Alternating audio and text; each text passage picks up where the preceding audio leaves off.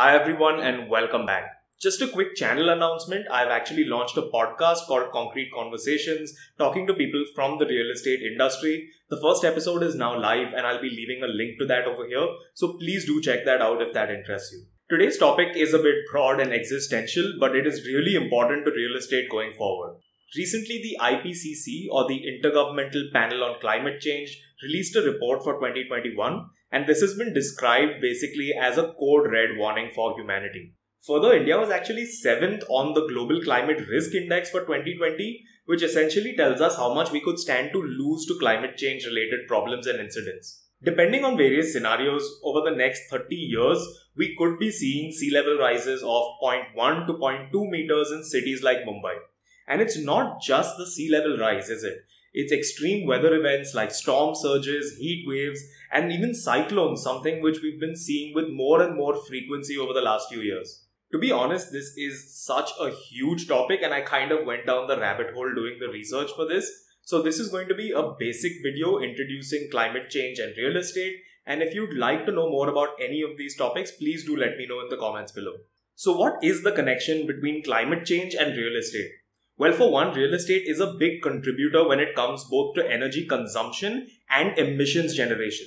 According to estimates from IFC, the International Finance Corporation, which is a World Bank group, construction in India accounts for about 22% of our entire emissions. Further, residential and commercial buildings in India account for about 30% of our power consumption, and this is supposed to increase to 48% in the next 20 years. The same report by the IFC also states that 70% of the buildings that we'll require in India by 2030 have not even been built yet. So real estate definitely is a contributor to climate change. But the changing environment can have profound impacts on this industry as well. With real estate though, once a building is constructed and occupied, the expectation is that it will be running for a long time. As the changes caused by climate change become more and more real to us, we're starting to see impacts on various stakeholders in this industry. By stakeholders, I mean the people involved in the life cycle of this product, real estate, and those that are affected by it.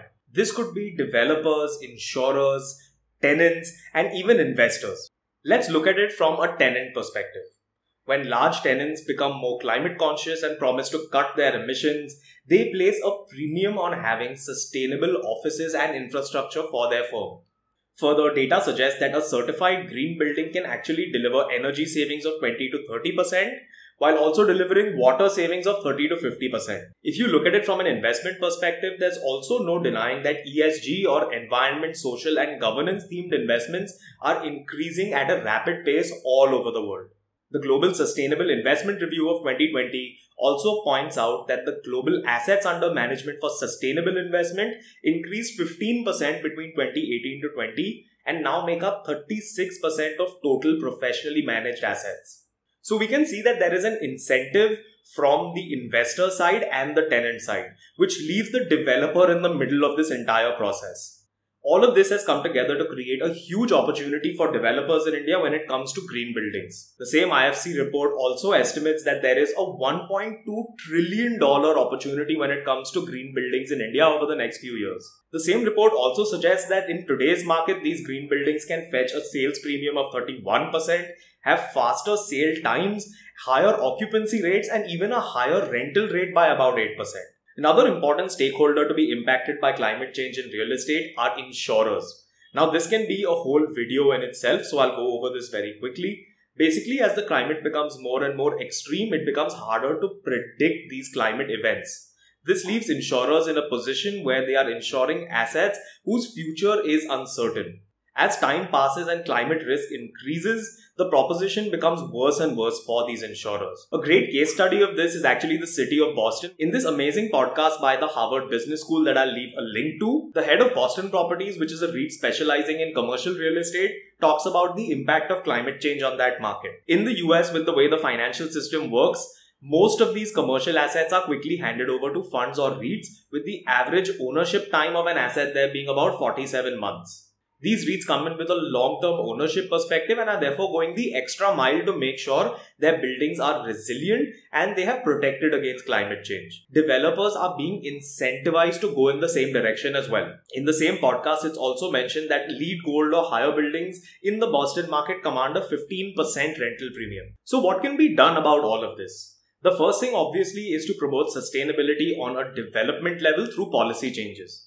And this is being done. In India, we have multiple standards such as GRIHA, which is a domestically developed standard. There's also LEED India and the EDGE certification for developers that have been introduced all in the last few years. As per estimates, India's current green building footprint is already about 7 billion square feet and is supposed to go all the way up to 10 billion square feet by 2022. Additional measures such as mandating solar panels on buildings or like the BMC has done in Mumbai with rainwater harvesting, which has led to 3,000 or more installations in the city, can also help decrease the footprint of these structures. The second would be to reduce the emissions generated by this industry. Manufacturers of construction materials such as cement and steel, which are responsible for a lot of emissions, have already started to take steps in this direction. The next thing that can be done would be a more robust financing framework for sustainable structures. Finance can be a very important driver when it comes to shaping the direction in which the market will go, and we're finally starting to see some momentum when it comes to green real estate financing in India. Another important factor that a lot of architects all over the world are now beginning to consider as well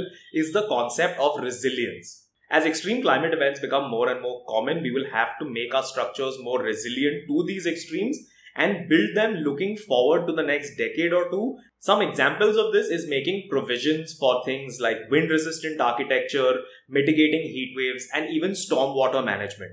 The defining factor for the interaction between climate change and real estate going forward will probably be how seriously everyone takes this problem. A study conducted in the US shows that where people do not believe in climate change or don't take it seriously, markets can become warped by their beliefs. For example, this study showed that homes projected to be underwater in a few years did not have a significant discount in neighborhoods where the prevalent belief was that climate change doesn't exist. Whereas in neighborhoods where people did believe in climate change, there was a discount associated with these properties that could be underwater in the future. As always, if you enjoyed the content, please do subscribe to the channel and like the video, as that really does help me out. And I hope to see you again soon. Thank you.